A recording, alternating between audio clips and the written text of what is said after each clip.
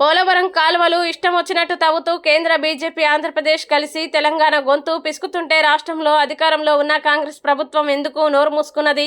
రాష్ట్ర ప్రయోజనాల కోసం బీఆర్ఎస్ సుప్రీంకోర్టుకైనా వెళ్తుంది, రాష్ట్ర హక్కులు కాపాడుతుంది. నమ్మి ఓటేస్తే బాధ్యత మర్చి రాష్ట్ర ప్రయోజనాలు ఎందుకు పట్టించుకుంటలేవు రేవంత్? మాజీ మంత్రి ఎమ్మెల్యే హరీష్ రావు గారు.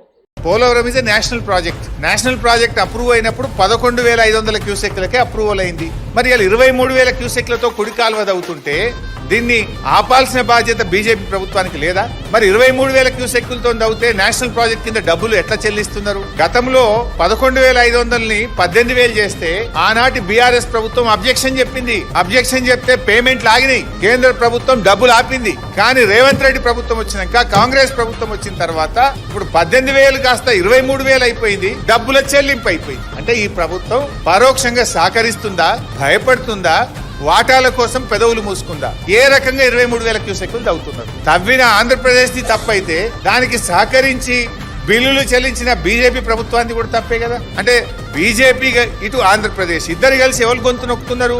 తెలంగాణ గొంతు విసుకుతున్నారు. తెలంగాణ గొంతు విసుకుతుంటే ఈ రాష్ట్రంలో అధికారంలో ఉన్న ప్రభుత్వం ఎందుకు నోరు మూసుకుంది అని నేను అడుగుతా ఉన్నా. ఇది ఎక్కడి నియమ నిబంధనలు? మరి ఏ రకంగా ఇలా కేంద్ర ప్రభుత్వం కళ్ళు మూసుకుంది? పోలవరం ప్రాజెక్ట్ అథారిటీ ఏం చేస్తుంది?